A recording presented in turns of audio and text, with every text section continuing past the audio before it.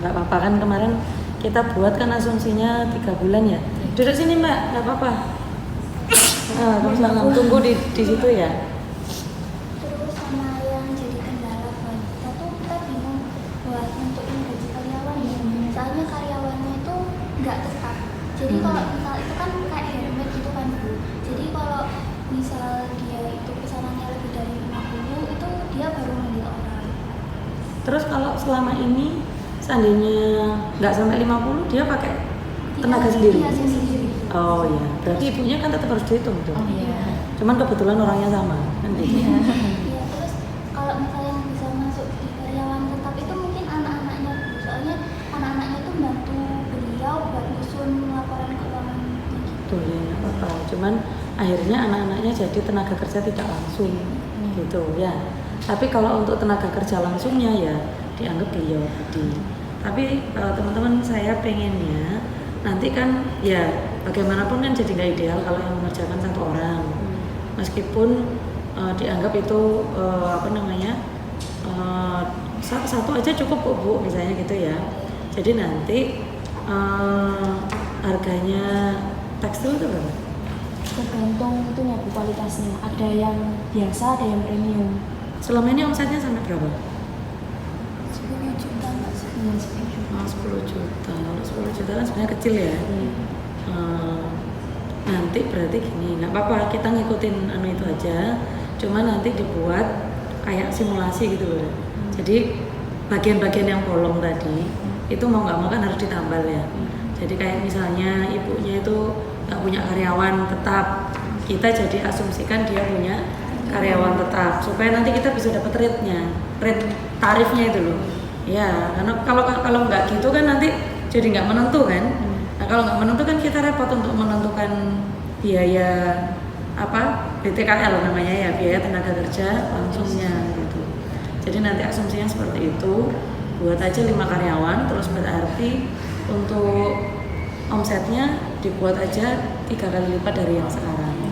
Jadi nanti kalau transaksi pun juga dibuat minimal ya 3 kali lipat lah dari itu gitu ya. Bisa ya dimengerti ya sampai situ ya. Terus setelah itu apa lagi selain kalian dapat yang PTKL tadi? Sebenarnya itu ibunya profesinya apa ya? Oh gitu. Iya, jadi dia tuh ada kayak buat kipas gitu. Kipasnya Oh itu berarti ini kipas. segala macam produk varian yang pakai handmade itu? Iya. Oh ya nggak apa-apa loh kalau kayak gitu. Tapi itu semua ngerjain ibunya sendiri? Iya. Tapi kalau misal kita mau ngambil yang bagian tekstil aja boleh nggak Bu? Kalau untuk proses costing boleh. Proses costing. Iya, karena nanti kan ada yang namanya job order costing. Iya. Nah itu pakai yang produknya banyak tadi, gitu. Tapi tetap kita nanti hitungnya jadi ngitung banyak produk sebenarnya. Jadi misalnya, berarti kan kalian harus tahu berapa bahan baku itemnya itu ya. Itemnya bahan baku untuk yang tekstil, untuk yang kipas, misalnya dibuat aja 3 produk aja maksimal. Biar kalian nggak terlalu banyak hitungnya. Apalagi selain kipas? Terus kayak Kipas, tas, piring, Iya, piring teko, guci. Nah, apa yang bikin sendiri? Kan kalau teko masa dia bikin sendiri kan beli. Itu dia tekonya emang kayak pesan custom gitu Bu. Jadi dia yang kasih desain terus dia pergi ke pengrajin tanah liat. Nah iya, berarti kan kayak pulaan gitu tuh jadinya.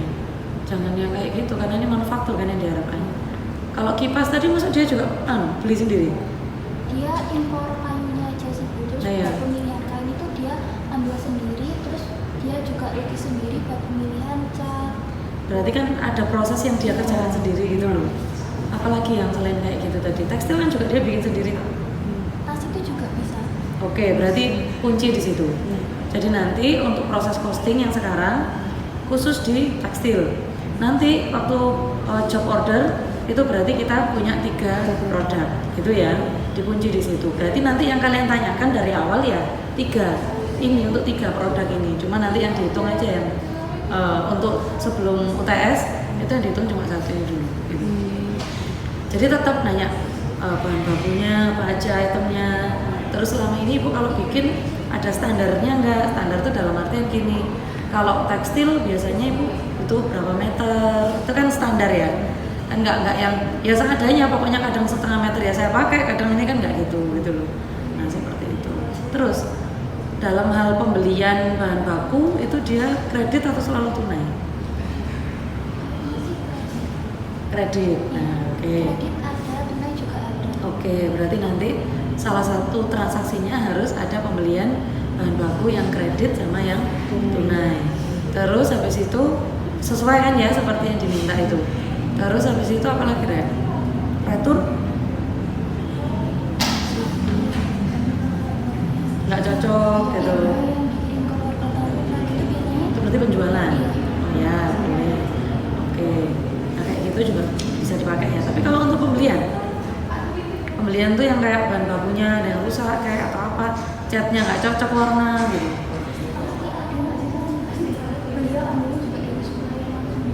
Boleh, nanti itu dipakai buat simulasi. Jadi yang bolong ya mau nggak mau harus bikin kayak simulasinya gitu ya. Terus habis itu apa lagi?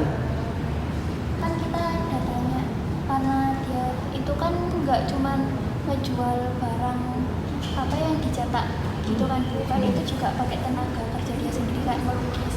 Itu kemarin itu saya sempat tanya Bu, kalau semisal biasanya itu sehari produksi berapa?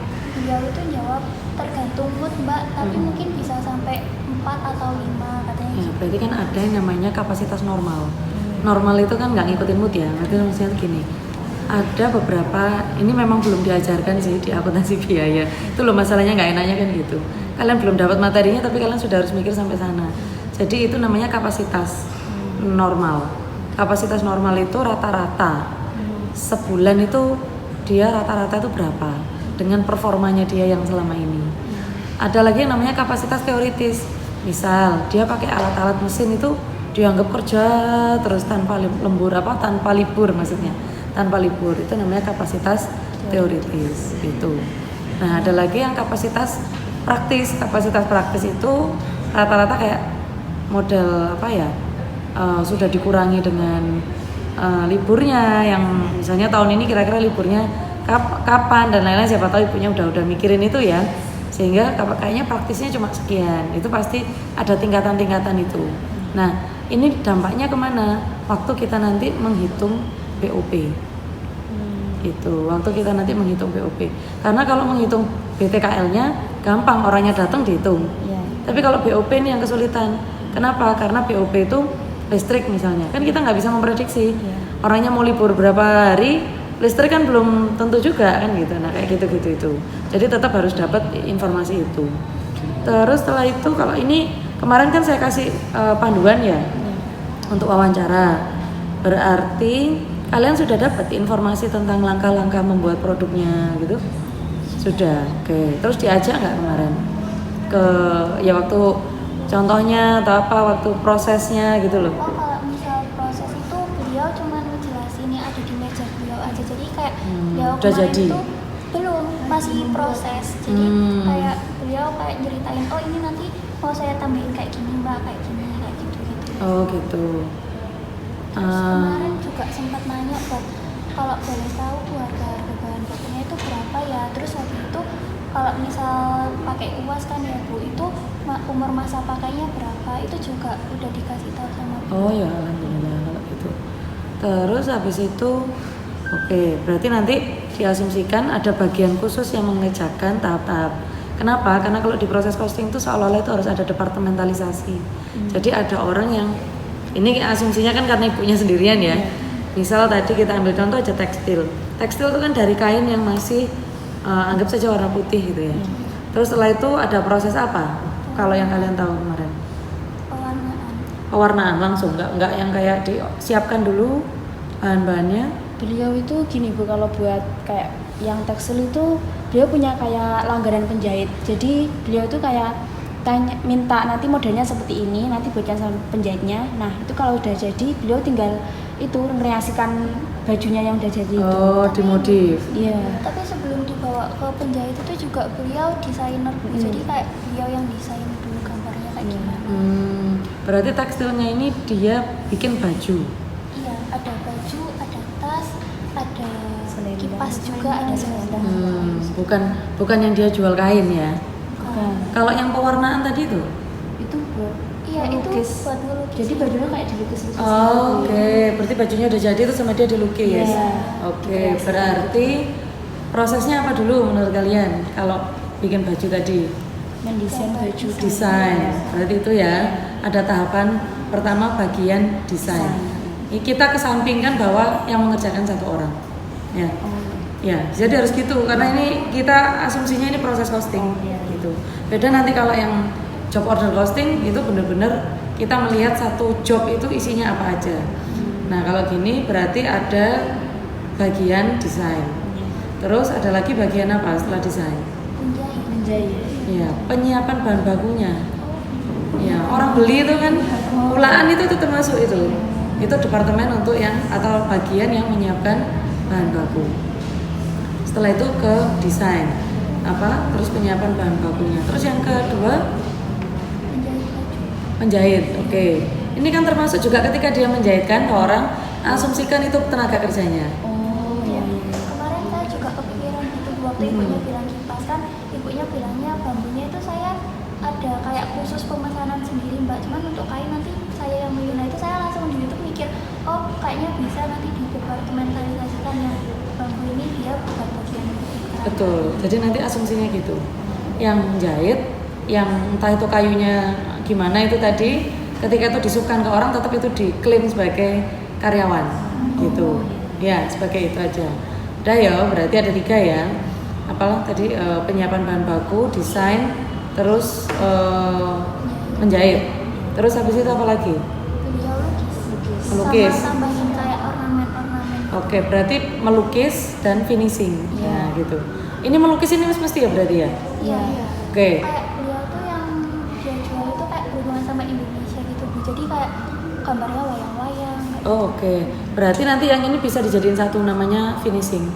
Jadi dia ada penyiapan, desain, jahit, finishing. Oh, Gitu. Finishing ini berarti termasuk ngepak nanti ya? Atau kalian mau sendiriin juga pengemasan dibuat sendiri juga boleh. Jadi nanti ada beberapa. Gitu. Jadi asumsikan ini usahanya gede ya, Rek ya. Ya, meskipun kondisinya ya, ibunya sendiri yang ngerjakan. Terus termasuk juga kayak kipas tadi nggak usah kita pikirin dulu, yang penting yang tekstilnya dulu ya. Terus habis itu oke, tadi yang saya tanya standar sudah punya ya standarnya ya. Terus kayak biaya listrik dan lain-lain. Ini jadi satu sama rumahnya apa enggak? Iya. Iya. Berarti kalau jadi satu sama rumahnya, kalian harus bisa memastikan dia memproses itu tadi itu di mana letaknya. Karena nggak adil juga kalau tagihan satu rumah dibebankan ke produk itu tadi. Maka dia harus kita harus benar-benar menghitung ruangan yang dia pakai. Misal satu rumah itu isinya segini, tapi ternyata dia cuma di pojokan kecil di situ. Maka yang kita hitung ya yang luasannya di situ. Jadi misalnya tagihan listriknya itu 100.000 Mbak tiap harinya, tiap bulan. Maka nanti yang di pojok ini kita hitung berapa bagian dari rumah itu tadi. Gitu. Jadi kayak dipersentasekan. Iya, karena pakai asumsi kan nggak bisa ya karena jadi satu rumah. Maka yang kalian klaim adalah ruangan itu yang digunakan adalah ukuran ini gitu loh. Termasuk juga nanti harga perolehan kan harus ada karena nanti harus ngitung penyusutan. Nah, harga perolehan kan nggak mungkin satu rumah ini nanti. Iya kan? Karena nanti penyusutannya jadi gede. Kalau penyusutan jadi besar, kita bebankan ke produknya kan kasihan. Jadi nanti misalnya Bu ini harga rumah dulu belinya berapa dulu gitu aja. Dulu belinya berapa? Terus kalau rumah itu biasanya dia mesti 20 tahunan. Jadi kalau ikut pajak ya, itu dia maksimal di 20 tahun. Jadi misalnya, harga rumahnya ini dulu saya beli 200 juta. 200 juta untuk ukuran 10 kali 20 misalnya gitu. Oh berarti per meternya dia harganya sekian. Maka kalian konsumsikan itu hanya untuk yang bikin yang untuk dijadikan ruangan itu tadi. Bisa dipahami ya? bisa. Oke, terus apa lagi? Kalau yang di sini sih ya itu tadi ya, listrik, terus harga perolehan tadi, terus air, terus gas siapa tahu ada, saya nggak tahu. Terus mewarnanya dia nunggu keringnya ditaruh di mana? Itu biasanya ada 2 opsi. Kalau hari lagi panas bisa beliau jemur, tapi kalau misal kayak cuacanya mendung itu biasanya pakai kipas budi angin.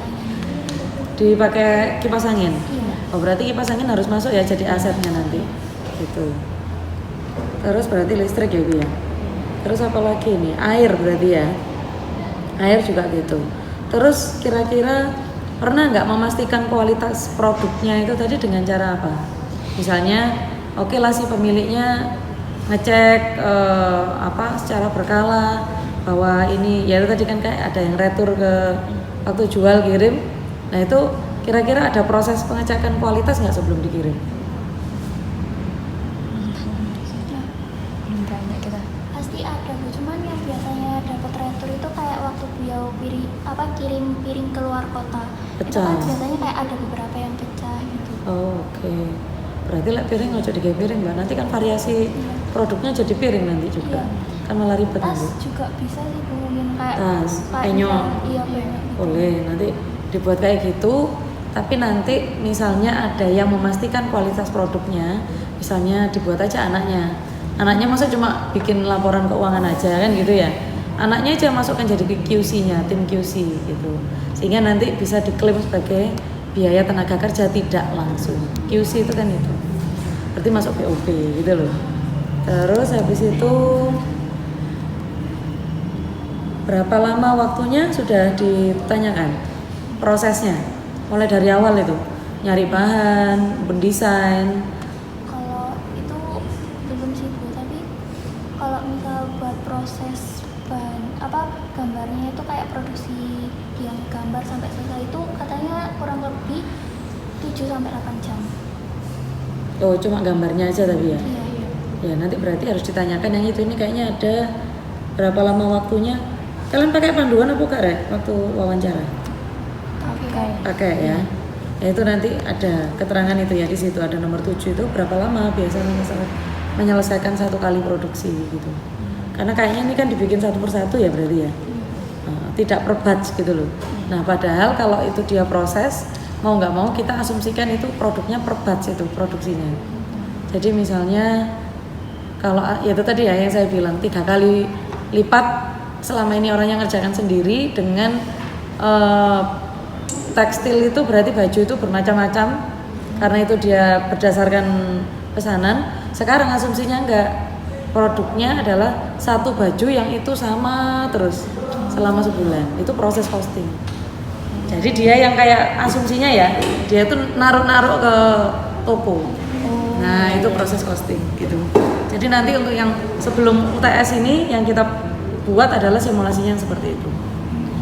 Kita asumsikan ibunya itu tadi, si pemiliknya tadi bikin baju yang bajunya itu dititip-titipkan atau konsinyasi ke toko oleh-oleh misalnya. Karena kan dia katanya bajunya baju yang punya keunikan kan, udah bikin aja kayak gitu. Jadi nanti sejarahnya pun kalian bisa mengkombinasikan dengan modifikasi. Jadi nggak yang benar-benar pure punya ibunya. Nanti kalau punya ibunya kan jadi berubah nanti anunya ya apa namanya, nggak bisa disesuaikan dengan simulasi nanti.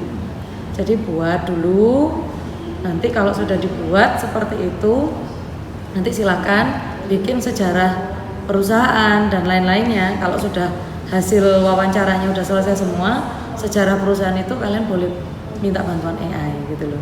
Tapi tetap bahan-bahan bakunya itu tadi, bahan-bahan wawancaranya itu tetap harus dicari sendiri. Iya Gitu. Bu, sama